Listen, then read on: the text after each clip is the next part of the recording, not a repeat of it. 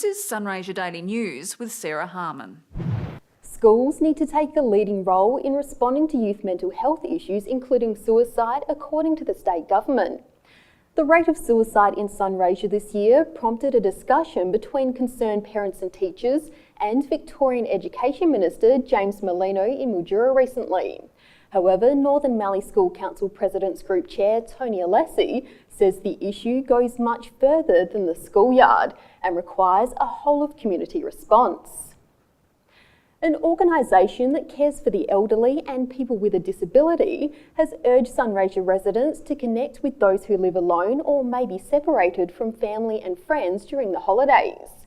Enecto Mildura manager Jason Minter said this time of year could be particularly difficult for some people and says it's important that as a community we are aware of people in our neighbourhood. No bids were made at today's auction of the Win TV building on Deakin Avenue. However, Burns & Co principal Ashley Burns said negotiations with interested parties were underway this afternoon. The building was put up for sale after Win axed its Mildura Bulletin in May.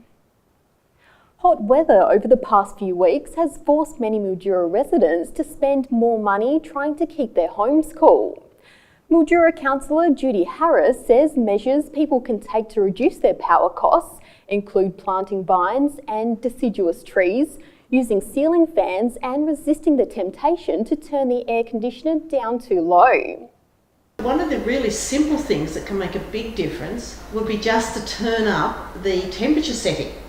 Sometimes it's tempting to put it down low at 22 or 23 and have it on at a low temperature, and the unit will work a lot harder to keep it at that temperature, and even if you go up a few degrees it will be a lot less energy and you'll probably be just as comfortable. Taking out the rubbish and feeding farm animals were just a few chores students from Sacred Heart Primary School did to earn pocket money, allowing them to purchase presents for the St Vincent de Paul Christmas Appeal. Yesterday, Sacred Heart Catholic Church's Christmas tree was piled high with toys for all age groups, donated by 50 Year 5 students as part of their Economics and Social Justice Religious Education unit. To sport, Australian bowls legend Ian Schuback has called on the sport to get with the times. Schuback, who visited Mildura Bowls Club this week, wants bowls administrators to revamp the game in order to grow its participation base.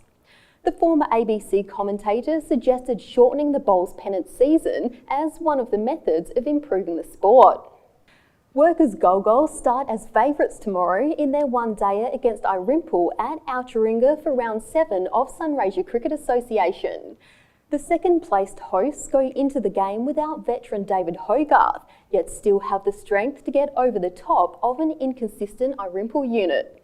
Elsewhere, top of the ladder Mildura Settlers host Nichols Point, Kumiala Wentworth travel to Mildura East and Merbein South welcome Mildura West at Chafee Park.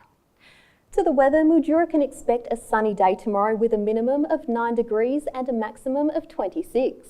For these stories and more, pick up tomorrow's issue of Sunraysia Daily. I'm Sarah Harmon. Join me next week for the latest news from across the region.